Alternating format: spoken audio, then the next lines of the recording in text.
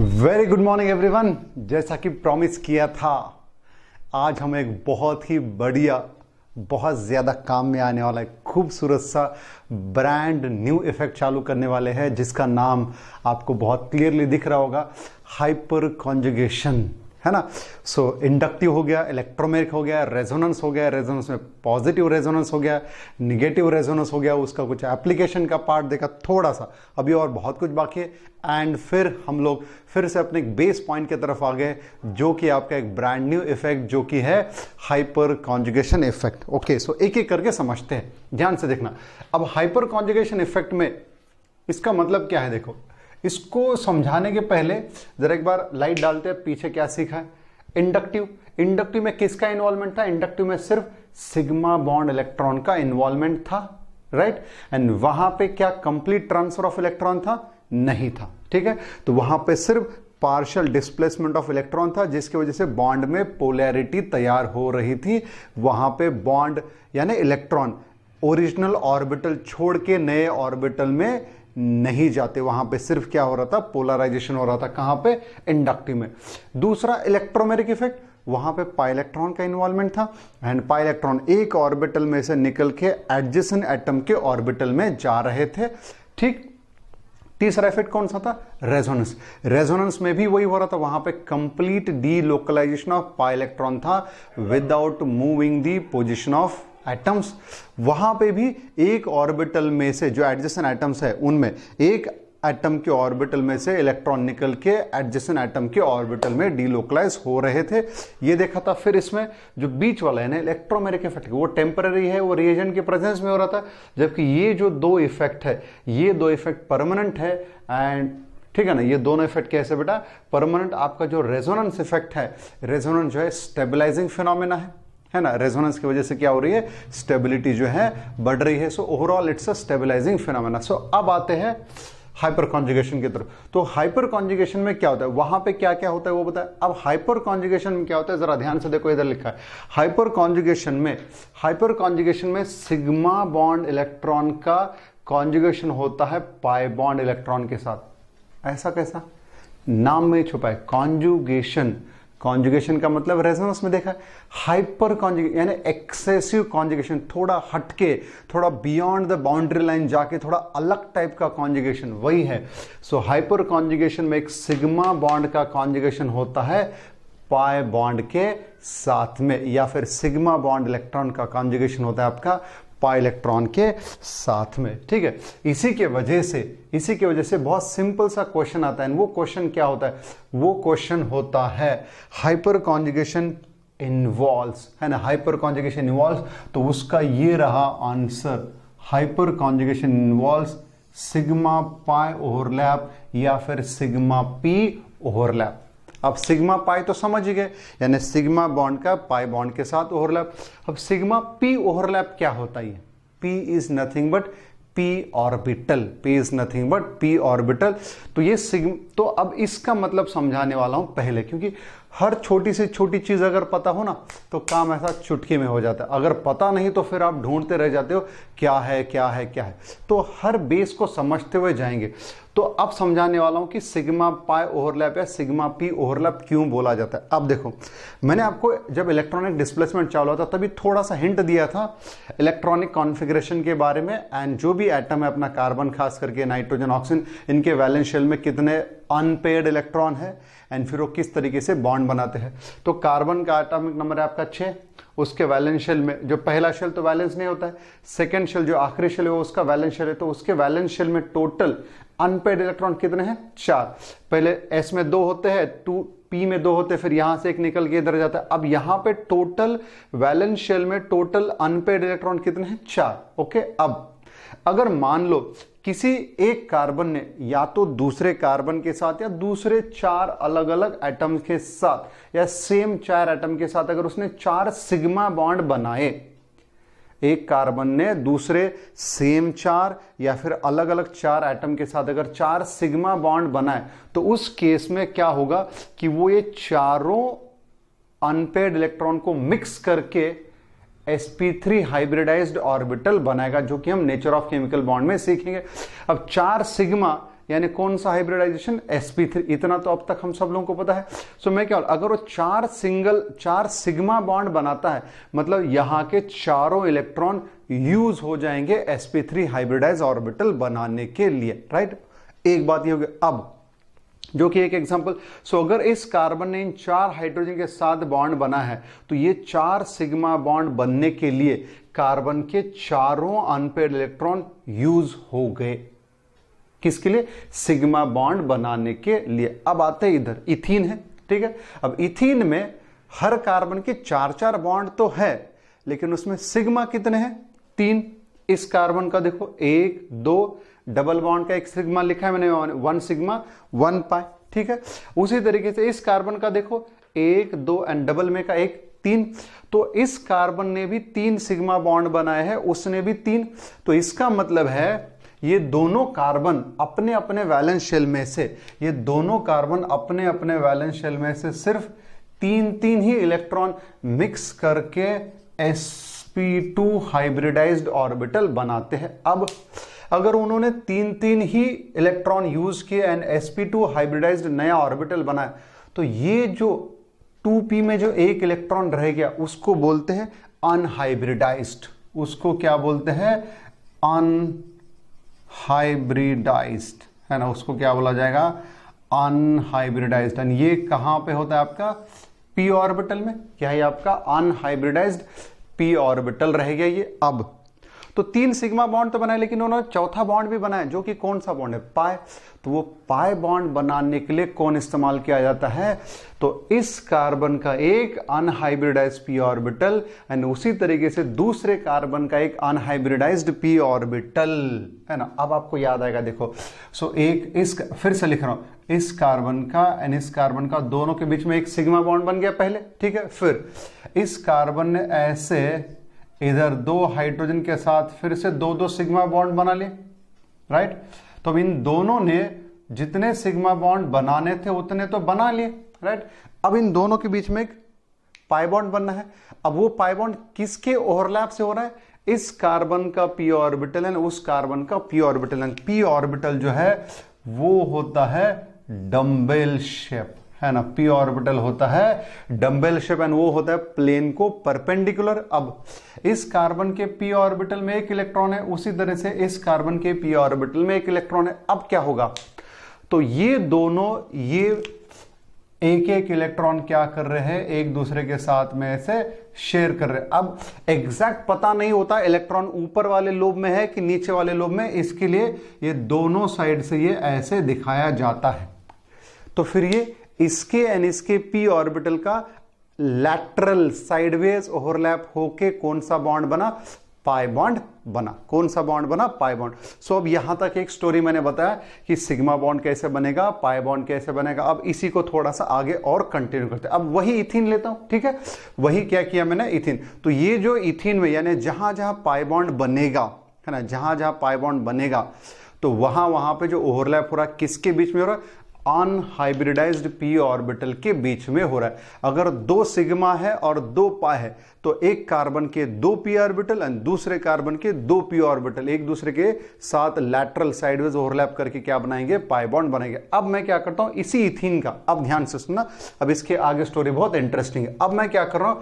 इसी इथीन का, राइट। तो मैं अब इसको जरा ऐसा लिखता हूं सिंप्लीफाई करके, CH2, ठीक। फिर ये आपका डबल बॉन्ड बन गया, ठीक है। CH2 डबल बॉन्ड CH2 था। लेकिन अब मैं क्या करना चाहता हूं कि मैं इस CH2 में से एक हाइड्रोजन मैंने हटा दिया एंड इसको मैंने एक नया अल्किल ग्रुप जोड़ दिया, जो कि ऐसा है, ठीक है ना। मैंने इसको क्या कर दिया? एक नया अल्किल ग्रुप जोड़ दिया, CH3, राइट। अब यहां पे एक एक करके चीजें आपको बताते जाऊंगा। सो इन दोनों कार्बन में ये जो पाई बॉन्ड बना है किसके ओवरलैप से बना है? p ऑर्बिटल के ओवरलैप से बना है, ओके। अब यहां पे कुछ मैं नए पॉइंट बताने जा रहा हूं। तो ये डबली बॉन्डेड कार्बन के बाजू का, हमेशा याद रखना, डबली बॉन्डेड कार्बन के बाजू का जो sp3 हाइब्रिडाइज्ड कार्बन होता है, that carbon is called as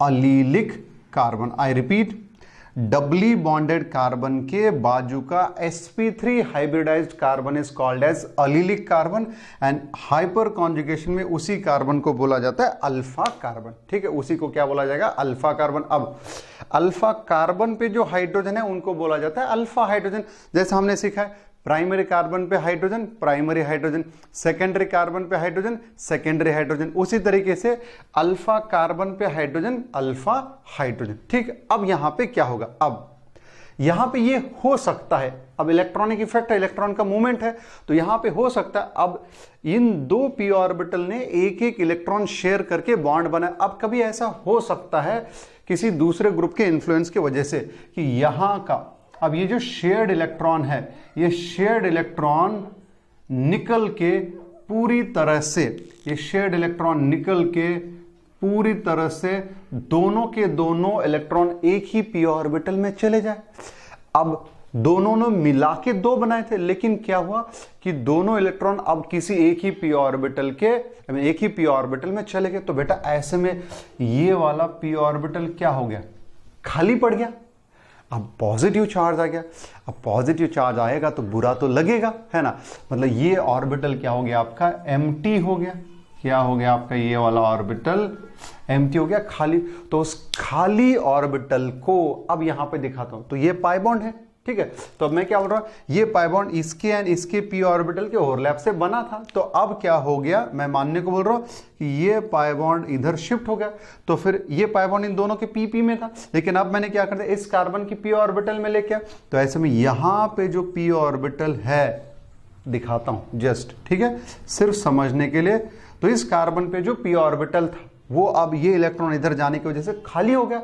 तो ऐसे में क्या हो जाएगा, ये जो CH सिग्मा बॉन्ड है कहां का? अल्फा कार्बन का। कहां का? अल्फा कार्बन का। तो ये CH सिग्मा बॉन्ड इधर आता यानी एग्जैक्टली इस पी ऑर्बिटल में जंप करता है, इस पी ऑर्बिटल के साथ में क्या कर जाता है, वो ओवरलैप। तो अगर मैं दिखा दूं तो ये CH सिग्मा बॉन्ड क्या करेगा, इसके साथ में ऐसे ओवरलैप करेगा, यानी अब ये बॉन्ड इधर चला गया तो ये CH सिग्मा बॉन्ड इधर आया, तो इन दोनों के बीच में क्या बना? अब यहां पे डबल बॉन्ड बना। तो ये ऐसा बनेगा, ये ऐसा बनेगा। अब देखो ये इलेक्ट्रॉन इसके ऊपर आया तो ये क्या हो जाएगा, ये आपका बनेगा CH2 पे माइनस सिंगल बॉन्ड CH। अब इन दोनों के बीच में क्या बना? इन दोनों के बीच में बना डबल बॉन्ड, है ना? दोनों के बीच में क्या बना? Double bond. अब इस कार्बन को H है, H है, H है, तो इसको मैं पहली बार तो जैसा है वैसा ही लिखता हूं। ठीक है, HH। अब कौन सा CH बॉन्ड ले लिया आपने? ये वाला CH बॉन्ड ले लिया। तो इस हाइड्रोजन के इलेक्ट्रॉन चले गए, इसके लिए उस हाइड्रोजन को वहीं पे रखना है, लेकिन ऐसा पॉजिटिव चार्ज दे के वहां पे रखना है।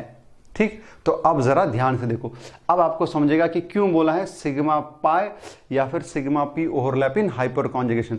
कौन सा बॉन्ड डीलोकलाइज हुआ? CH bond. किसके साथ डीलोकलाइज हुआ? या तो आप बोलो पाई बॉन्ड के साथ, या फिर पाई बॉन्ड इधर शिफ्ट होने की वजह से इधर जो पी ऑर्बिटल खाली हुआ उस पी ऑर्बिटल में वो डीलोकलाइज हो गया। दैट इज वाई, इस वजह से क्या बोला जाता है हाई। अब देखो बेटा एक बात क्लियर कर दो, ये पूरा बैकग्राउंड मैंने आपको ये स्टोरी इंटरेस्टिंग बनाने के लिए आपको बहुत ज्यादा मॉलिक्यूलर लेवल से, एकदम माइक्रो लेवल से समझ में आने के लिए बताया, लेकिन अल्टीमेटली जब हो जाएगा ना, चुटकी बजाते ही आपको बोलूंगा कि क्या ध्यान में रखना, कितना रखो, मतलब कितना दिमाग में रखोगे तो आपका आंसर ऐसे ऐसे ऐसे निकलता जाएगा। ये पूरा स्टोरी अब आगे चल के ध्यान में रखने की जरूरत नहीं, क्योंकि जैसे आप नेचर ऑफ केमिकल बॉन्ड पढ़ोगे ये ऑटोमेटिकली आप कनेक्ट करना चालू कर पाओगे उसको, है ना? आप ऑटोमेटिकली कनेक्ट करना चालू कर पाओगे। लेकिन अभी फिलहाल भी यहां पर कोई दिक्कत नहीं आने वाली है, गारंटी है मेरी। ठीक, सो अब क्या हुआ, तो हाइपर कॉन्जुगेशन यानी क्या याद रखना, हाइपर कॉन्जुगेशन यानी कि दी सिग्मा पाई या फिर सिग्मा पी ओवरलैप। ठीक है, सिग्मा पाई या फिर सिग्मा पी ओवरलैप। अब यहां पे जरा ध्यान से देखना, अब यहां पे ध्यान से देखना। अब हाइपर कॉन्जुगेशन की डेफिनेशन बनाएंगे, कैसे लिखना मेरे साथ में। It is the delocalization of, लिखना definition of hyper conjugation, it is the delocalization of CH sigma bond. It is the delocalization of CH sigma bond with pi bond or p orbital on adjacent carbon atom.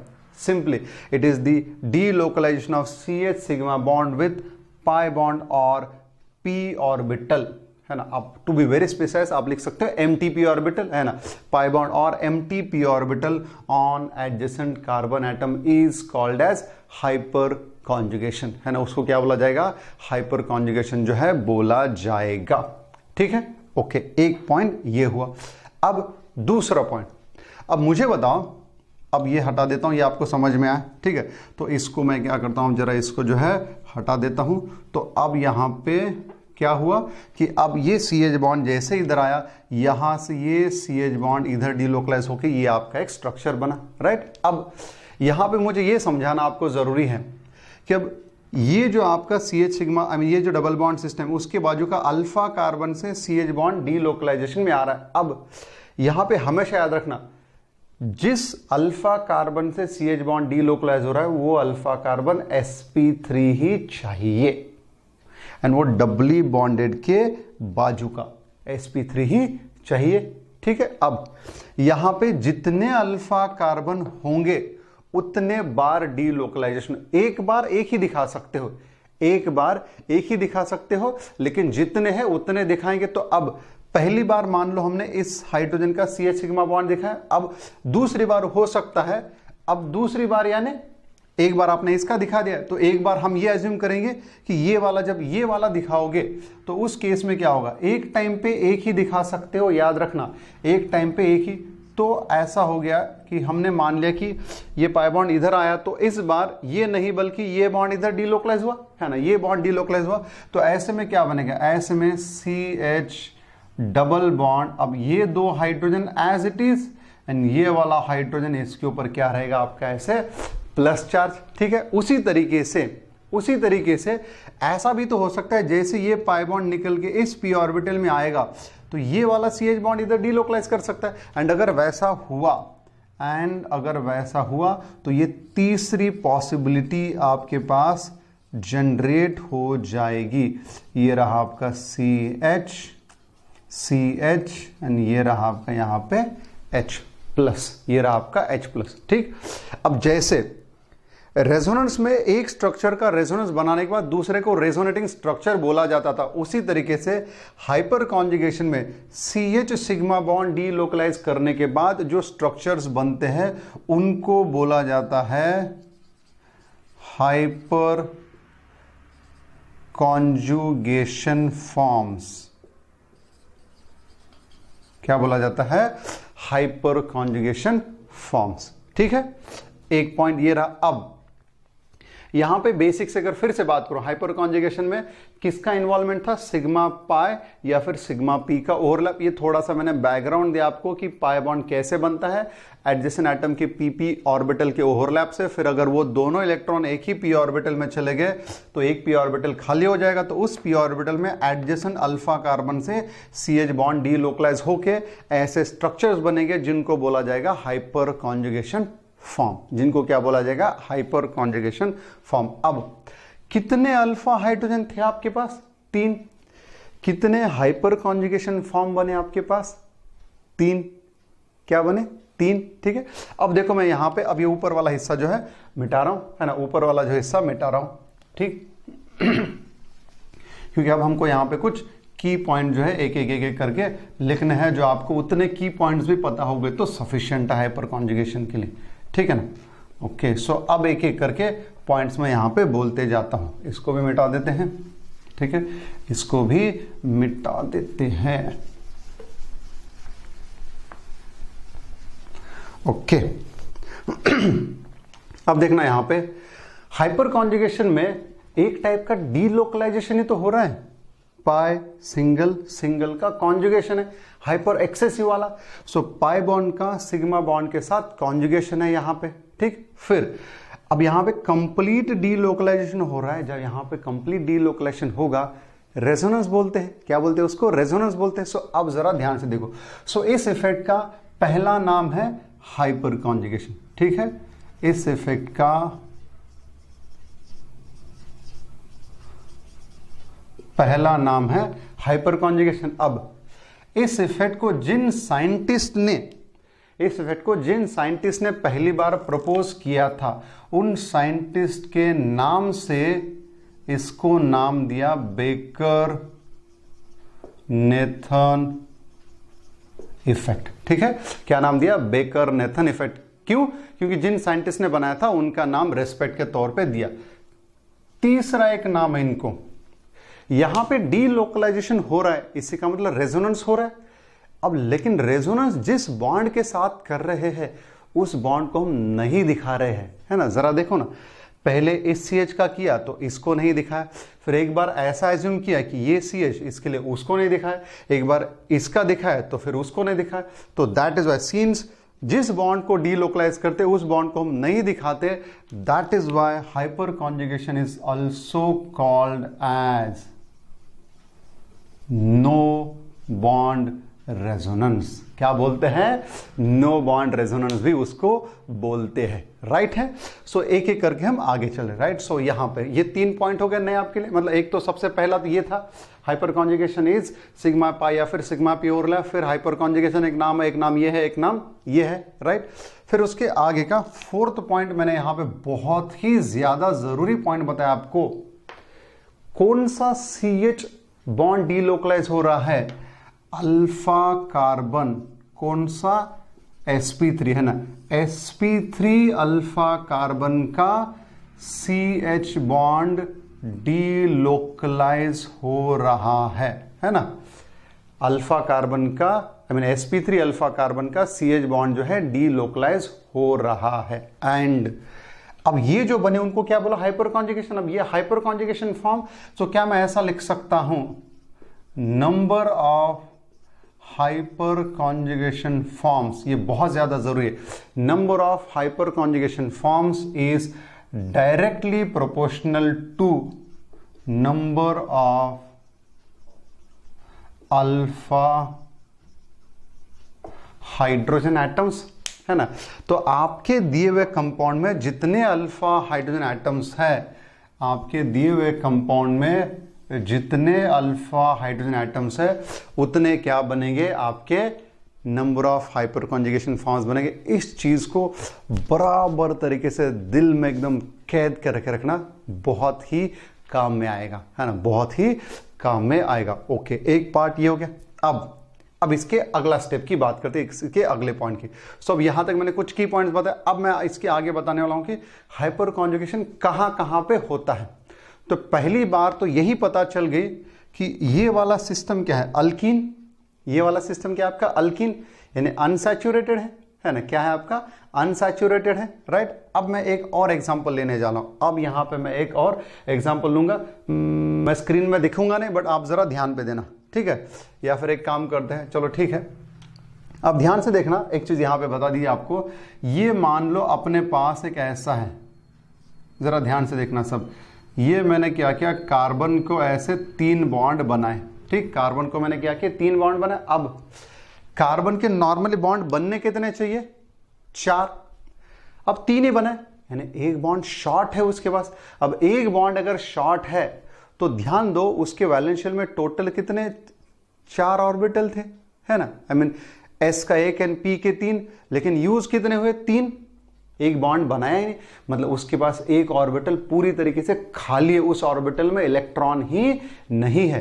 तो ऐसे में अगर उसके पास electron नहीं है तो मुझे वो जो p ऑर्बिटल है, इस कार्बन पे जो p ऑर्बिटल है वो मुझे ऐसे एम्प्टी दिखाना पड़ेगा, यानी उसमें मैं दिखाऊंगा पॉजिटिव चार्ज। तो इसी को ऐसा लिखा जाएगा शॉर्ट में CH3+। अब कार्बन का कैटायन है, क्या है ये? कार्बन का कैटायन। जो कार्बन का कैटायन होता है उसको बोला जाता है कार्बो कैटायन, है ना। क्या बोला जाता है उसको? कार्बो कैटायन। सो कार्बन का कैटायन, इसके लिए कार्बो कैटायन, ठीक। अब देखो यहां पे जिस स्पीसीज के साथ डीलोकलाइजेशन हुआ वो स्पीसीज sp2 हाइब्रिडाइज्ड है। अब इस कार्बन का हाइब्रिडाइजेशन काउंट करो तो 3 ही सिग्मा बॉन्ड है, उसका भी हाइब्रिडाइजेशन क्या है? sp2 ऊपर से, उसके पास p ऑर्बिटल खाली पड़ा है।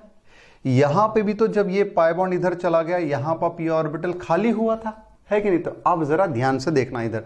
तो हमने क्या किया, जैसे हमने इथीन का एक हाइड्रोजन हटा के वहां पे मिथिल जोड़ा, वैसे ही CH3 यानी मिथिल कार्बोकैटायन से क्या करेंगे, मिथिल कार्बोकैटायन से मैं एक हाइड्रोजन हटाता हूं, तो ये बन गया CH2 प्लस, यानी CH2 प्लस का H हटा के उसके जगह पे मैंने क्या जोड़ दिया, ये ऐसा CH3 जोड़ दिया। क्या जोड़ा मैंने, ये CH3 जोड़ा। अब इस CH3, तो इस पॉजिटिव चार्ज के बाजू का कार्बन है ना, इसको बोला जाएगा अल्फा कार्बन, राइट। अब इस पॉजिटिव चार्ज है अल्किल कार्बोकैटायन, इसको क्या, अल्किल ग्रुप CH3 यानी क्या है, अल्किल। अब अल्किल का कार्बन, आई मीन अल्किल का कार्बोकैटायन है, इसके लिए इसको बोला जाएगा अल्किल कार्बोकैटायन। अब अल्किल कार्बोकैटायन में एक p ऑर्बिटल कैसा है, खाली पड़ा है, तो उस खाली p ऑर्बिटल में ये जो अल्फा कार्बन का CH बॉन्ड है उसके इलेक्ट्रॉन इधर आएंगे। अब जैसे ही इसके इलेक्ट्रॉन इधर आए, जैसे ही इसके इलेक्ट्रॉन इधर आए, अब ये तो सबको पता चल गया कि ये अल्फा sp3 अलीलिक होता है, ठीक है। तो मिटा रहा हूं इसको थोड़ी देर के लिए।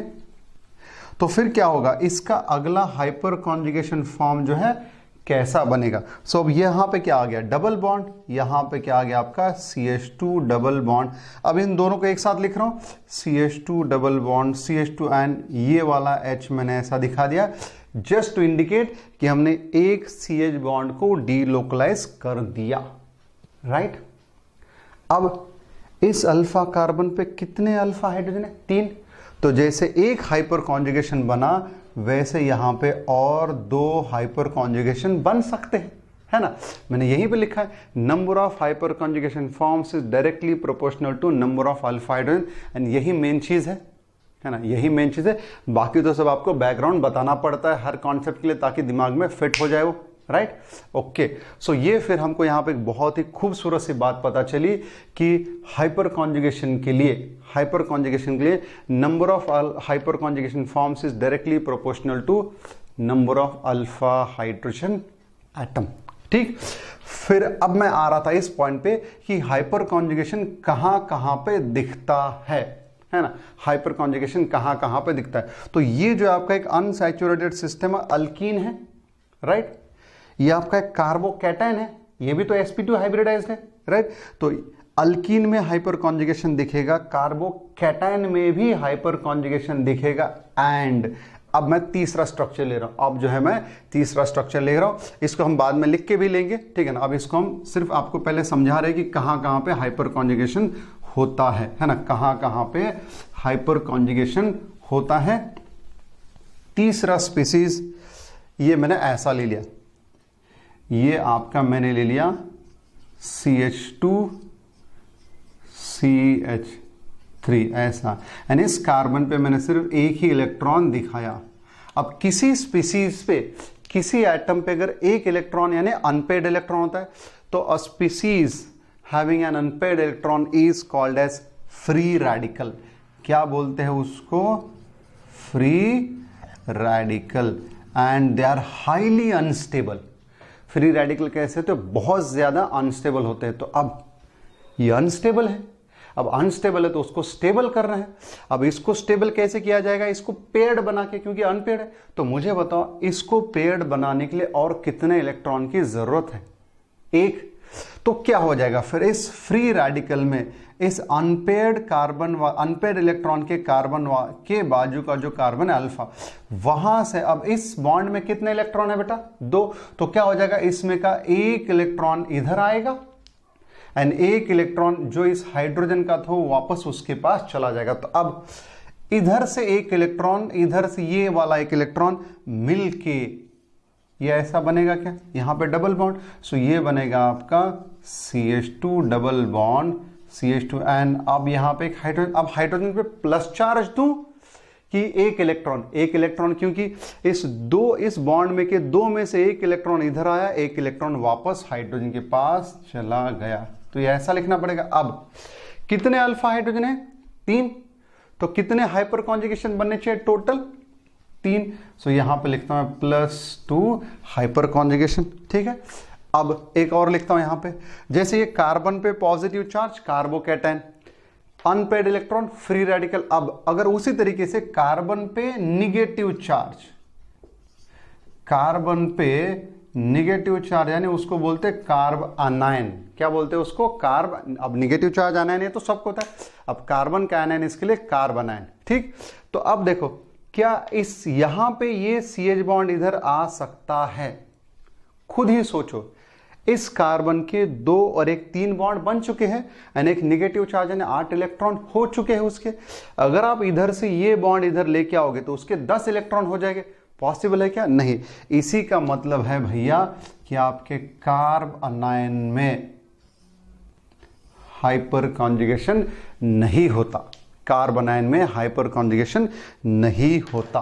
ठीक, तो एक बार फाइनल रिवाइज कर रहा हूं क्या क्या, फिर उसके बाद मैं जरा कुछ स्पीसीज का हाइपर कॉन्जुगेशन आपको लिख के दूंगा ताकि आपके पास वो बना रहे। ध्यान से देखना, हाइपर कॉन्जुगेशन क्या है?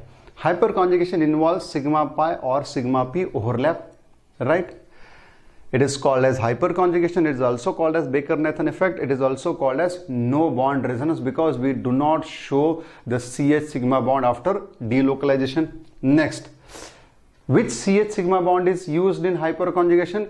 The CH sigma bond from alpha carbon which is sp3 hybridized, है ना? जिस अल्फा कार्बन से CH sigma bond delocalize करोगे वो अल्फा कार्बन sp3 hybridized होना चाहिए। फिर number of hyperconjugation forms are directly proportional to number of alpha hydrogen atom।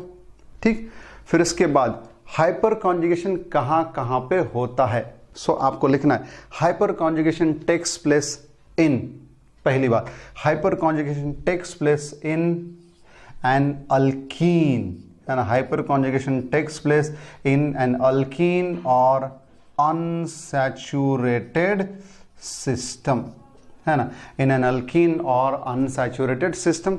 दूसरा पॉइंट कहां पे ये लिखा था? कार्बोकैटायन। सो हाइपर कॉन्जुगेशन कहां पे हो रहा है आपका? कार्बोकैटायन। ठीक है, एंड तीसरा हाइपर कॉन्जुगेशन कहां पे हो रहा है आपका?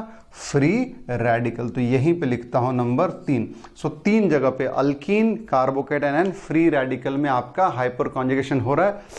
कार्बन आयन में हाइपर कॉन्जुगेशन नहीं होगा, है ना? कार्बन आयन में, क्योंकि उसके पास खाली p ऑर्बिटल के लिए स्कोप ही नहीं, सभी के सभी 8 इलेक्ट्रॉन भर चुके उसके, इसके लिए कार्बन आयन में हाइपर कॉन्जुगेशन नहीं होगा। ठीक, अब इसके अगला वाला बहुत इंपॉर्टेंट पॉइंट, अब जैसे ये पाई इलेक्ट्रॉन इसके पास गए, ये ऑर्बिटल खाली पड़ा तो स्टेबिलिटी कम हो गई। उसी तरीके से यहां पे ये कार्बन का positively charge species, incomplete octet है ना? खुद देखो 2 और 1 3 ही बॉन्ड बने यानी 6 इलेक्ट्रॉन, एंड 6 इलेक्ट्रॉन यानी इनकम्प्लीट ऑक्टेट। इनकम्प्लीट ऑक्टेट यानी स्टेबिलिटी बहुत कम होती है। तो जैसे इसने अपना CH बॉन्ड का इलेक्ट्रॉन दिया, देखो पॉजिटिव चार्ज गायब हो गया, इस कार्बन के बॉन्ड कितने बने? 4, ऑक्टेट कंप्लीट हो गया। इसी का मतलब आपका हाइपर कॉन्जुगेशन जो है, hyperconjugation is stabilizing phenomena. क्या है? हाइपर कॉन्जुगेशन जो है बेटा आपका एक स्टेबलाइजिंग फिनोमेना है। क्या है वो? स्टेबलाइजिंग फिनोमेना है ना। हाइपर कॉन्जुगेशन की वजह से स्टेबिलिटी क्या हो जाएगी? बढ़ जाएगी। And hyperconjugation is also a permanent effect. So देखो कितने खूबसूरती से एक एक करके मैंने आपको पॉइंट बताए हैं। सो हाइपर कॉन्जुगेशन आपका स्टेबलाइजिंग फिनोमेना है, वो एक परमानेंट इफेक्ट है। अब यहाँ पे एग्जांपल के तौर पे कुछ स्पीसीज का प्रॉपर तरीके से पूरा हाइपर कॉन्जुगेशन जो मैं आपको लिख के दूंगा ताकि वो आपके नोटबुक में बना रहना चाहिए। हालांकि वो आपके मॉड्यूल में भी है, जो मैंने ऐप में जो सॉफ्ट कॉपी भेजी है ना GOC प्लस नॉमेनक्लेचर वाला, उसमें वो लिखा हुआ। फिर भी यहाँ पे सब लोग प्रॉपर तरीके से मैं जो हाइपर कॉन्जुगेशन लिख के दूंगा उसको नोट करेंगे। देखो अब वो जो पूरा डायग्राम वायग्राम बना के देखा था, उतना सब अब आपको ध्यान में रखने की जरूरत, सिर्फ वो इसके लिए था कि आपको पता चले कि भाई क्यों बोला है कि p ऑर्बिटल के साथ ओवरलैप है ना? वो क्यों बोला है उसके लिए वो था। बस आपने क्या, जो मैंने इधर पॉइंट वाइज नोट करके दिया ना, hyperconjugation, Baker Nathan, no bond resonance, sigma p sigma pi overlap, है ना? एंड सबसे जरूरी क्या?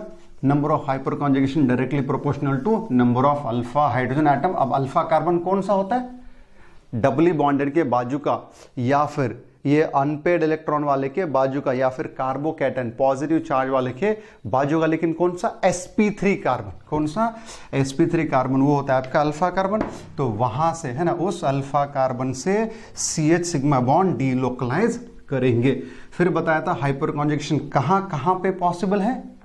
हाइपर कॉन्जुगेशन अल्कीन यानी कि एक अनसैचुरेटेड सिस्टम है ना, alkyne unsaturated system carbocation free radical में पॉसिबल है हाइपर कॉन्जुगेशन। ठीक, अब जरा यहां पे मैं जो लिख के दे रहा हूं उसको ठीक तरीके से नोट कर लेना। राइट, ओके, ये आपको समझने के लिए है, फटाफट लिख लेना। तो यहां पे एग्जाम्पल नंबर 1 दे रहा हूं मैं, है ना, यहां पे एग्जाम्पल नंबर 1। सो ये हमने ले लिया CH2 डबल बॉन्ड CH, ये मैंने पहली बार दिखा दिया ऐसे CH3। तो एक बार हम क्या मानेंगे, ये CH बॉन्ड इधर आया, ये इधर चला गया, इसका एक बार का जो रेजोनेंस है वो ऐसा हुआ CH2 single bond CH double bond CH2, ये रहा आपका H प्लस। ठीक है, फिर इसी तरीके से आपका यहां पे दूसरा बनेगा। अब उस टाइम पे क्या करना होगा, CH2 minus CH double bond CH2 इधर H प्लस। ठीक है, एंड एक क्या करोगे, तीसरा दिखाओगे आप, एक क्या करोगे, तीसरा दिखाओगे CH2 minus CH double bond CH2 H plus. तो ये मैंने एक एग्जांपल दिखाया आपको अल्कीन में। ठीक है, फिर सो एक आपका एग्जांपल ये था। फिर एग्जांपल नंबर 2 जहां पे कार्बोकेटायन CH2 प्लस। ठीक है, CH2 प्लस एंड अब यहां पे क्या, अब डायरेक्ट लिखा होगा ऐसे CH3। तो हमको पता है अब ये कौन सा कार्बन है आपका, अल्फा कार्बन। तो अल्फा कार्बन पे कितने अल्फा हाइड्रोजन है, 3।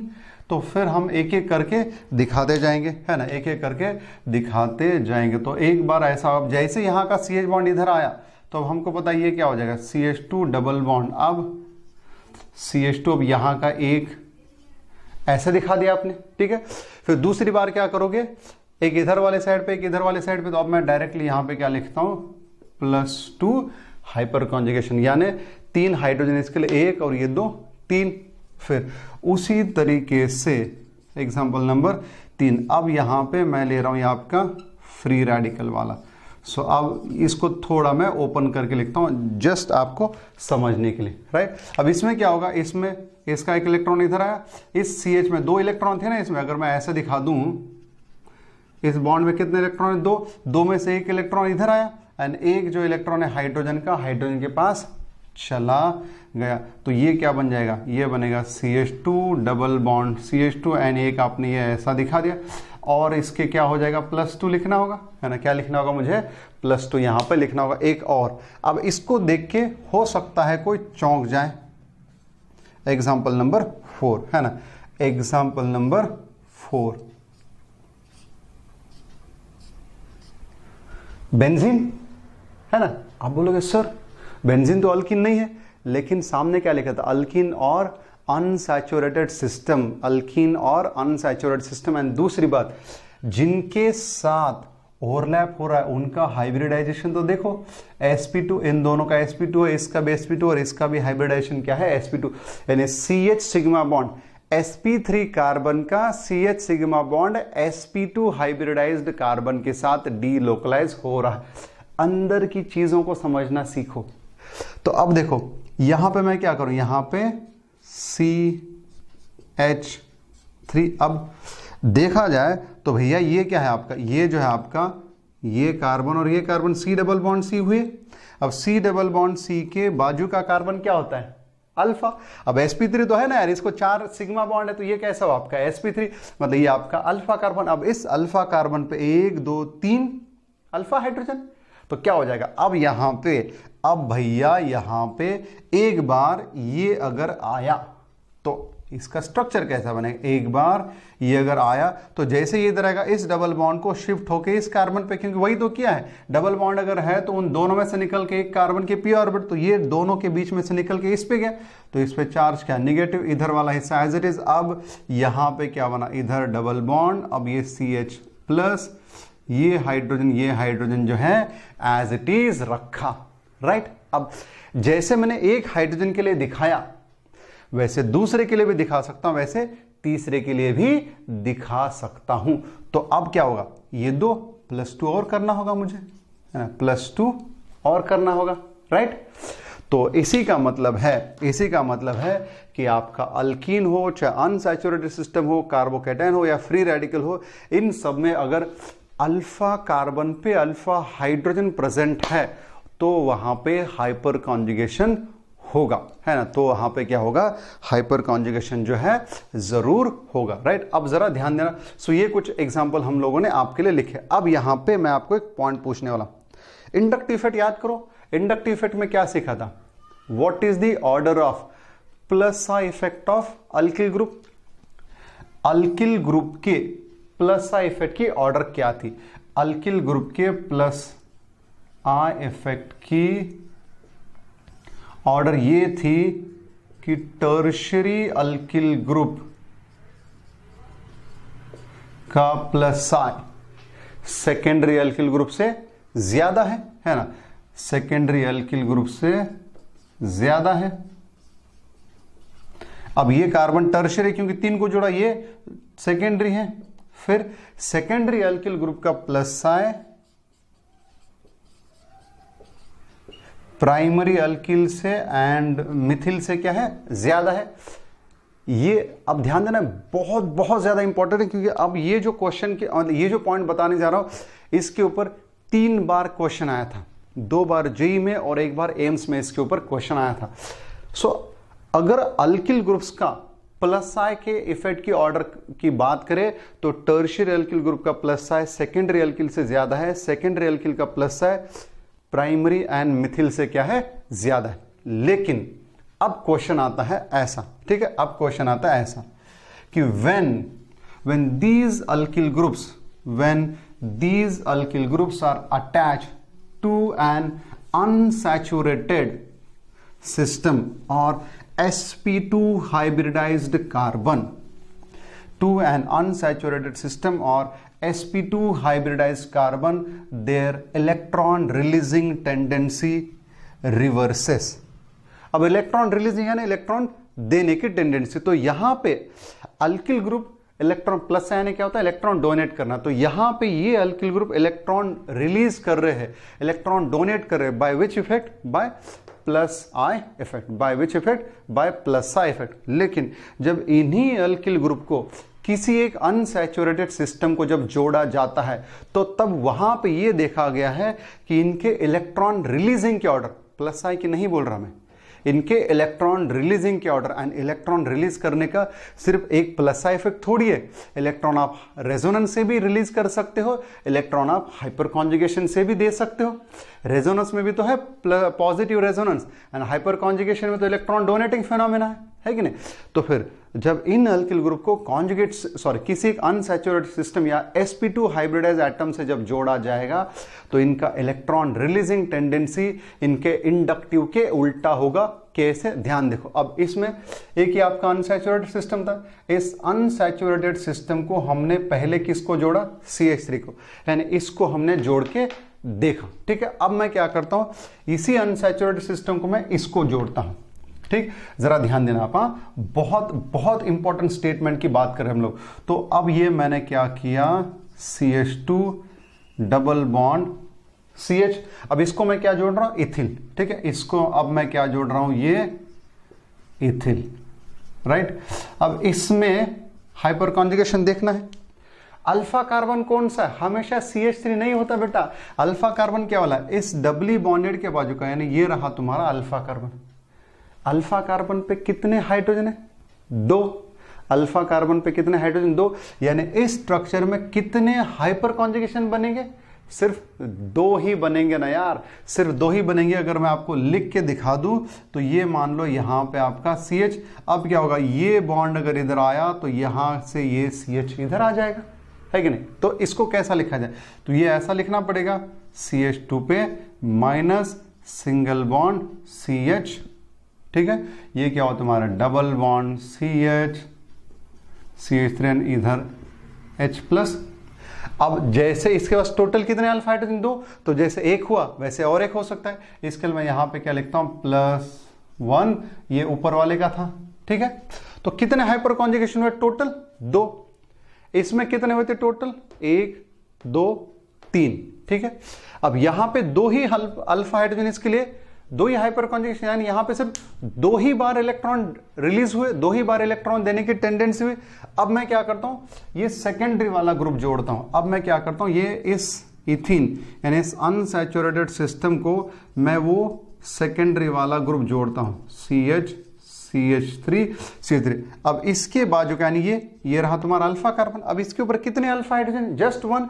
इसका मतलब है इसमें कितने हाइपर कॉन्जुगेटिव फॉर्म्स बनेंगे, जस्ट 1। एंड अब अगर ये जोड़ता हूं तो अब तक तो आपको समझ में आ ही गया होगा कि अगर मैं इस अनसैचुरेटेड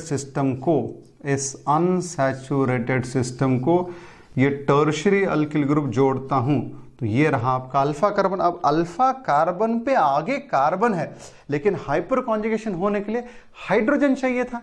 तो यहां पे इस स्ट्रक्चर में क्या हाइपर कॉन्जुगेशन होगा, नहीं, 0 होगा। क्या होगा, 0। तो यहां से बहुत बड़ा पॉइंट सामने आया। वो क्या, वो यही था कि when the alkyl groups are attached to an alkene or to an unsaturated system। अब अगर इसके जगह पे बेंजीन होता तो भी ऐसा ही होता, क्योंकि मान लो यहां पे आपने बेंजीन जोड़ा हो तो ये आपका अल्फा कार्बन 3 हाइपर कॉन्जुगेशन, इधर फिर से बेंजीन 2 अल्फा, इधर फिर से बेंजीन 1 अल्फा, इधर फिर से benzene 0 alpha.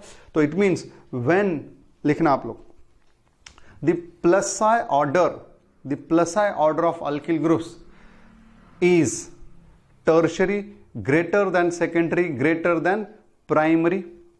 However, I repeat, the plus i order of alkyl groups is tertiary, greater than secondary, greater than primary. However, when these alkyl groups are attached to an unsaturated system, or benzene ring or sp2 hybridized atom, unsaturated system or benzene ring or sp2 hybridized atom, the electron releasing tendency, यानी electron देने की tendency, the electron releasing tendency of alkyl groups reverses, ठीक है। hence for hyperconjugation to occur, यानी होने के लिए, hence for hyperconjugation to occur there must be at least 1 alpha hydrogen atom, क्योंकि बगैर अल्फा हाइड्रोजन के हाइपर कॉन्जुगेशन ही नहीं होगा।